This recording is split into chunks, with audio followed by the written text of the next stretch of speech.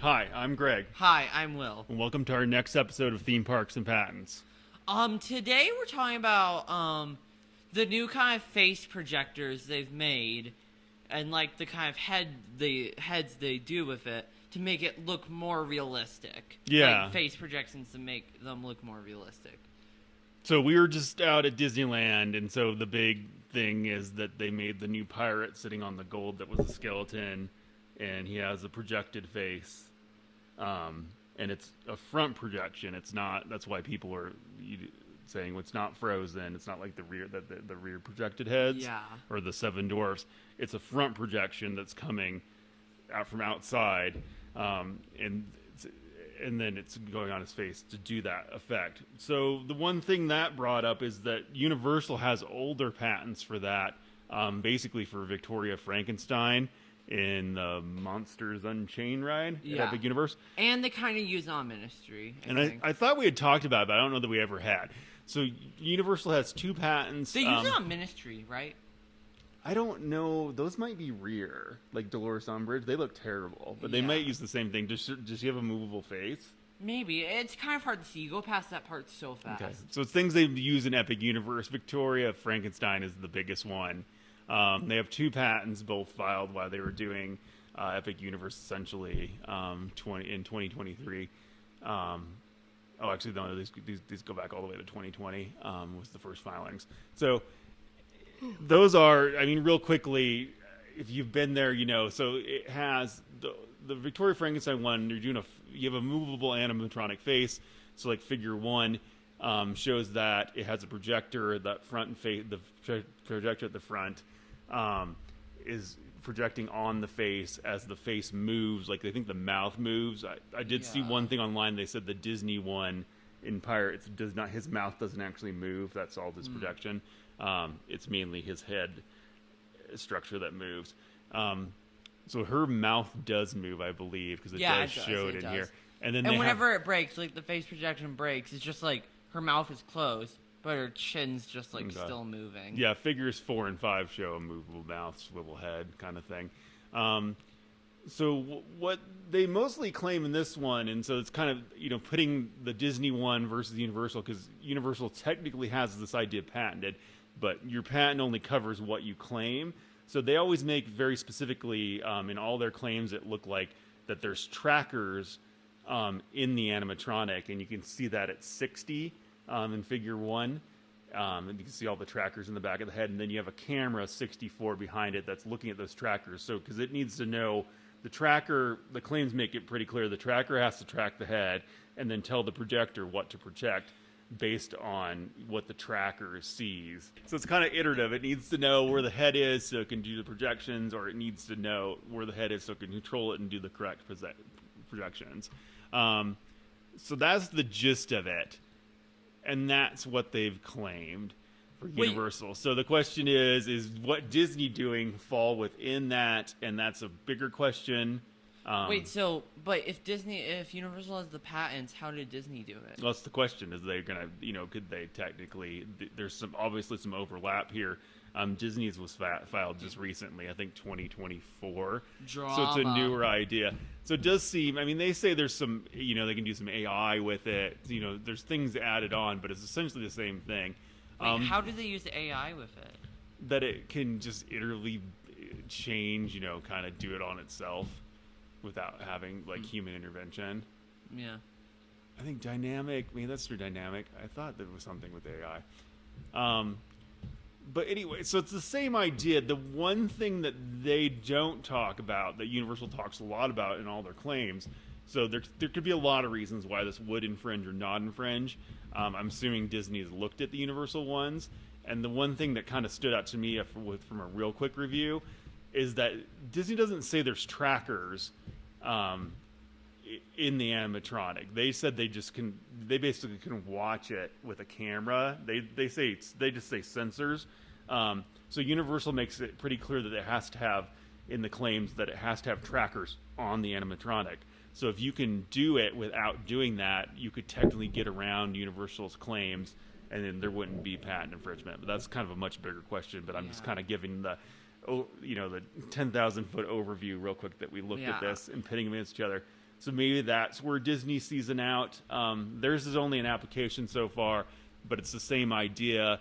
It does sound like they are going to do it with sensors, which would most likely be what they say would be a camera that can just watch the animatronic, so it just knows where it is and then can tell the animatronic where to move, so it can do the correct projection.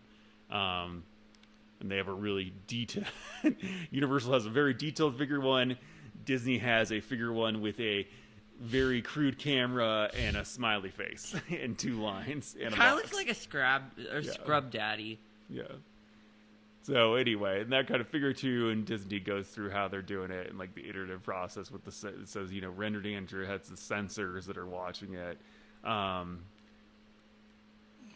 so if they're doing rendering, they could also do it in real time, kind of like, I think that was one thing people thought, that it could be more like a Smuggler's Run, where it could actually, you could render the graphics, as immediately rather than just playing a preset video, which is what the Victorious Frankenstein is. Wait, when we went to Disneyland this last trip, we went on Smuggler's Run, but we didn't see the pre-show.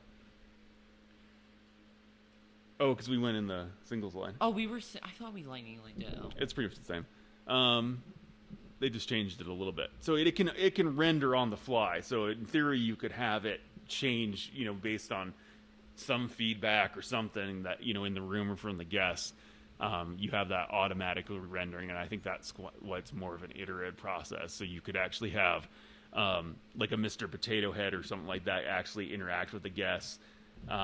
Rather than just playing preset loop videos is what they do now. Yeah, and I wish Roz still did it. Yeah.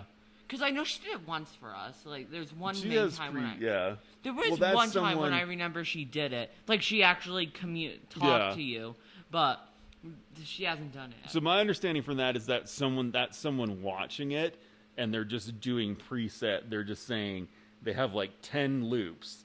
And they're just picking it is. So they say, like, little boy in front seat, they pick loop 9, which discusses, like, a little boy in the front seat. That's how they do it.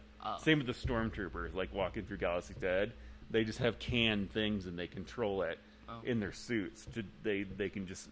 But aren't those actors inside of them? Yeah, but the playback, what they're saying, is actually pre-recorded. I guess so. So they're not actually on the fly. So this would be the Disney one.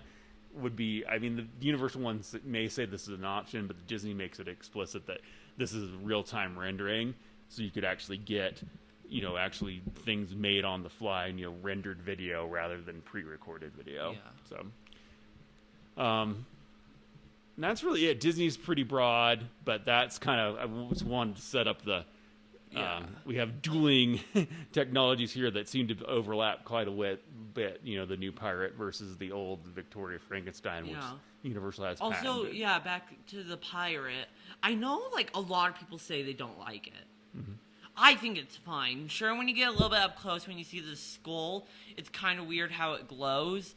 But I think it's fine. I think it's a cool effect, and I also think it's a funny thing how it's like all these other pirates are just like just dead in their like skeleton forms, but this one's just stuck in a loop because it's holding the cursed treasure, and then he drops it, and then he gets back to his normal form, and then he sees it, picks it back up, and it's just a never-ending loop. Yeah, I like it. You're not that close, so it's like the pictures you see are way too close. You're pretty far away in the boat, so you don't see it that close. My only issue with it's kind of loud.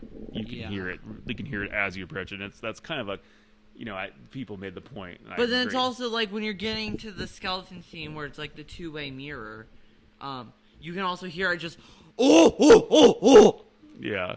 So anyway, it's kind of a quieter part. There's no talking, so to have someone being like yelling and or these like sounds is kind of, I think it kind of ruins the experience a little bit, but they can always turn it down. They've actually, I saw recently that it must have broken or they stopped doing it because they just put a skull mask over him, and so he's not actually working right now. Wait, in the last day or two. When? The last day or two. Oh.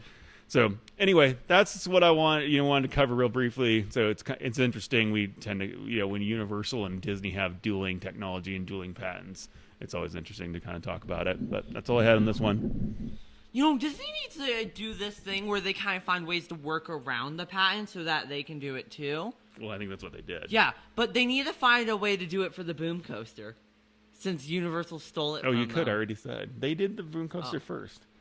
Yeah, but then Universal stole the patent from them. Yeah, and the boom coaster's awful, so they should not do the boom coaster. That does not work. There's too much weight on that arm. Do you think it'd be better if they put it on either side? Because I know we said that in our original video, but do you think that would actually be Yeah, better? I would just hide the track underneath. But I mean, you can't. I just, after being on it and seeing how big that arm is, this is totally off topic. I think we talked about it. So it's too much weight, and I think that's why it makes the ride so bad. Is because you're just trying to support way too much weight on a cantilever arm. Yeah. I just don't think it's a viable thing. You could do the same thing like with two side one. You just need. I think you need supports on both sides for a roller coaster. It just gets too heavy. Yeah. So anyway, that's all I had for this one. We'll sign us out. Yeah, bye. Bye.